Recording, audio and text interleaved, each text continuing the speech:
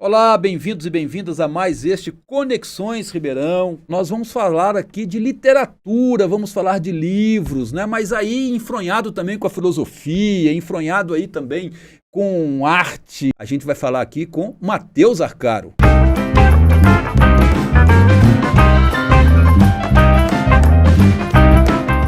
Matheus Arcaro, bem-vindo, meu querido. Professor Doutor Lages, é um prazer incomensurável estar aqui. É bom demais conversar com você, meu caro. Vamos lá para mais uma prosa? Vamos bater papo, que é o que a gente sabe fazer melhor. É, exatamente. E quando eu falei mais uma prosa, porque você já esteve aqui uma vez, Sim. né? Inclusive tratando de um tema contra a barbárie, né? Pensamento, ação e literatura, né? Matheus, você já foi publicitário, deixou a publicidade para ser filósofo, se transformar num escritor renomado, né? Que já é, né? E é professor, artista plástico, palestrante, enfim, autor de várias obras, a gente vai falar de algumas aqui, né? E sempre alguém muito contundente, né? No próprio nome das obras, no próprio título, a gente percebe que você vai a fundo, é isso? A minha primeira formação é publicidade e propaganda. Eu tive uma agência de propaganda há muitos anos aqui em Ribeirão Preto. E chegou a determinada altura que aquilo não me satisfazia mais, né? Fiz uma viagem longa para a Europa, eu cheguei e falei, vou mudar esse rumo, né? E fui cursar filosofia, concomitantemente com a agência. Então, mantive a agência, cursei filosofia, me formei, e aí eu tive a coragem, né, digamos, de vender a minha parte na agência. E você imagina só como ficou a cabeça do cidadão de bem, né? Ribeirão Pretano. Você é empresário, dono de uma agência, cara, você vai largar tudo para dar aula ainda de um negócio que não serve para nada. Filosofia. Falei, pois é, rapaz, e fiz isso mesmo, né? E aí, concomitantemente também, eu comecei a escrever literatura, né? 2010, eu acho que eu começo a escrever literatura de forma mais, digamos, profissional. Foi quando eu encontrei o Menalton Braff, que, aliás, tem grande importância no começo da minha vida literária. E aí, de 2010 até 2014, foi um processo longo para lançar meu primeiro livro. E aí, de 2014 para frente, essa aqui já é a sexta obra, A Origem do Mundo. De 2014 até 2023. Em 9 anos, 6 livros. 9 anos, 6 livros. É. E deve ter algumas coisas previstas aí pra frente, com certeza, né? Sim, um romance já tá começando, já tá sendo em processo de criação, digamos. de criação. Tá no prelo, como se dizia. Ainda não tá no prelo, tá na cabeça e no computador ainda. Ô, Matheus, mas é engraçado. Eu queria falar um pouco assim do título das suas obras, né, cara? O Lado Imóvel do Tempo, a Violeta Velha e outras flores, né? E um deles me chamou muita atenção, né? Até falamos na outra entrevista, né, sobre esse livro seu, Um Clitóris Encostado na Eternidade, né? Afinal, provocou muito impacto esse título? Como é que foi? Assim, o título, ele acho que é um resumo do que é a poesia, né? Na verdade, não seria o título, seria a epígrafe do livro, né? A poesia é um clitóris encostado na eternidade, porque, na verdade, para mim, a poesia é justamente isso, né? É o encontro do sagrado e do profano. É o encontro do presente e da eternidade. Então, acho que a poesia, aliás, a arte, de modo geral, tem essa característica, né? De, no universal, aliás, no particular, mostrar o universal. E aí, quando eu mostrei a epígrafe pro editor, ele falou, isso aqui pode ser o título do livro, não é? E aí, o livro se chamaria Temporais, que é o nome de um dos poemas, e aí passou a ser o título da obra. E no começo teve alguma repercussão, até alguma negativa, mas pequena, mas o título, assim, já chama atenção de logo de cara, né? E as pessoas querem saber que tipo de poesia que é esse clitóris encostado na eternidade. Mas agora você tem A Origem do Mundo, né, que você lançou recentemente. A Origem do Mundo surgiu quando eu vi um estudo de da Universidade de Brasília, em que 75% dos protagonistas da literatura brasileira contemporânea eram homens. Então eu tive uma premissa já. O meu próximo livro vai ser protagonizado por mulheres. E esse livro são 17 contos, todos protagonizados por mulheres, e o título faz alusão a um quadro, a uma obra do Gustave Courbet do século XIX. A Origem do Mundo é o título da obra dele, que é o dorso feminino, né? Que, aliás, na rede social sempre que eu coloco essa obra na rede social, Facebook, Instagram, eles censuram a obra, né? Eles derrubam a obra. Porque é uma mulher nua com o seu dorso à mostra, né? Com o seu órgão genital à mostra. Então, qual é a origem do mundo? A origem do mundo é feminina. A origem do mundo é uma mulher. A origem do mundo sempre... Aliás, a origem de tudo é a mulher, né? Então, todos os 17 contos são protagonizados por mulheres diferentes. Então, em uma delas, a mulher é trans, na outra é negra, na outra é uma empresária, na outra ela é Capitu. Aliás, Capitu dá a versão dela sobre o que aconteceu, né? Porque o que nós conhecemos do Dom Casmurro é a versão do Bentinho. Né? Aquela história se traiu ou não, é sempre sob o ponto de vista masculino. Agora a Capitu vai dar a versão dela.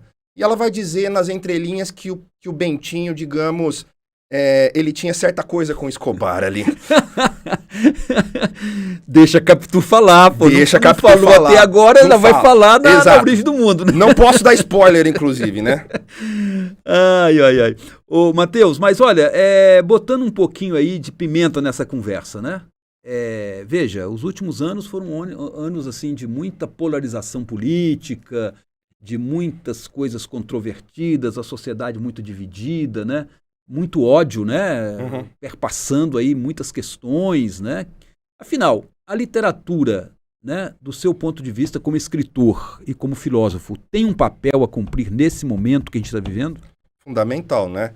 Aliás, eu não diria que a literatura ou a arte deva ser engajada, não é? A arte por si só, ela já é um engajamento. Então a arte, quando ela pretende ser engajada, ela se torna panfletária. E aí é a arte menor. Então a arte por si, ela já é uma maneira de expressar assim, as contradições do mundo, o que está errado. Nós vivemos um período sombrio na história do Brasil, não é? Da outra vez que eu vim no programa, nós estávamos nesse período, tanto é que o título foi esse, não é? Se a literatura tem a possibilidade de enfrentar a barbárie, e eu acho que tem, né? Só que o que acontece agora é que parece que as coisas estão mais calmas, mas a polarização ainda está entranhada socialmente, não é? Muito presente, muito presente aí, inclusive nas pequenas coisas. Mas eu acho que a literatura e a arte, de modo geral, elas podem ser um farol, elas podem ser um caminho para, digamos, um mundo mais racional, um mundo mais emotivo, um mundo mais afetivo, não é? Sem a pretensão, obviamente, de ensinar ninguém a ser melhor, a ser mais humilde, mais bacana, não é nada disso. Não é um manual de como ser melhor, mas eu lendo um Machado de Assis, ou um Clarice Lispector, ou Guimarães Rosa, consequentemente eu amplio a minha visão de mundo. E isso faz com que eu seja uma pessoa mais profunda, perceba as nuances das coisas, que não é somente um lado A e o lado B, que, aliás, o lado A e o lado B são faces de inúmeras possibilidades de enxergar o mundo, não tem só o lado A e o lado B. Então eu acho que a literatura torna a gente um pouco mais sensível. Agora eu queria que você falasse um pouco também, ô Matheus, para quem nos acompanha aqui no Conexões, como é que é o processo de criação, né, de uma obra literária, de um livro, por exemplo? Como é que você faz assim? Você pensa tem uma referência, tem um spot, né, tem uma luzinha que acende na sua cabeça, aí você vai, constrói uma narrativa. Como é que é esse processo? Talvez para explicar ou para falar sobre isso, seja melhor a gente falar do meu romance, né, que é uma obra mais extensa.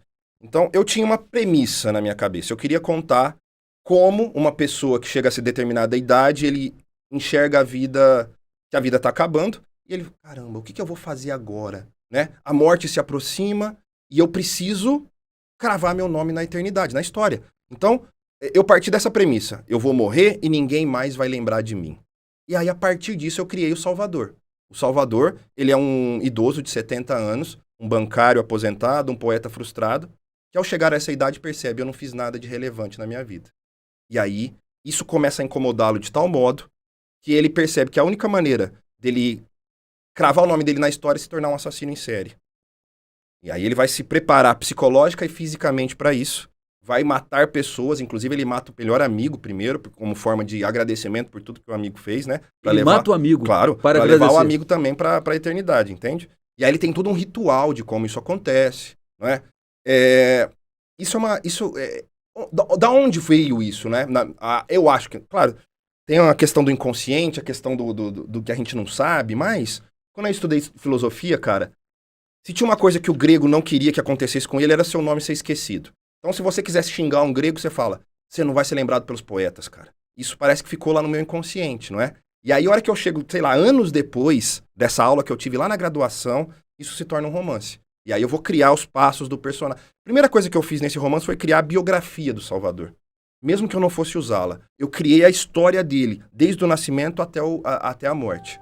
E aí, o primeiro capítulo desse romance, por exemplo, é ele extasiado olhando a primeira página do jornal, porque ali tem um retrato falado dele.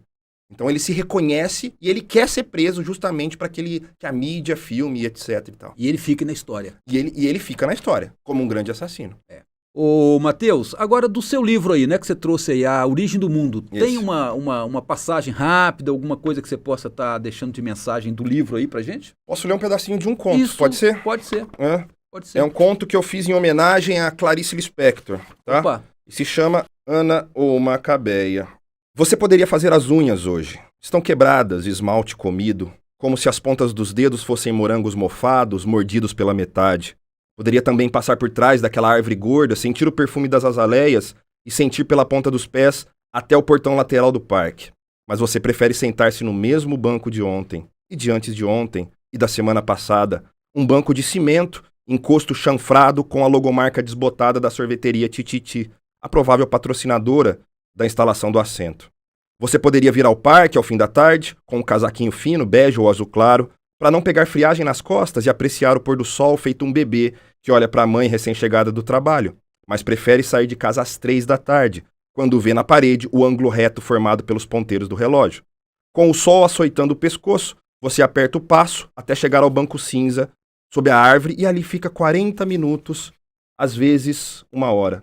No último ano, você só não veio ao parque por 2 vezes, quando seu gato morreu e quando esteve com gripe. Já tinha saído gripada de casa outras vezes, claro, mas naquele dia o vírus comeu você por dentro como se implodisse seus ossos.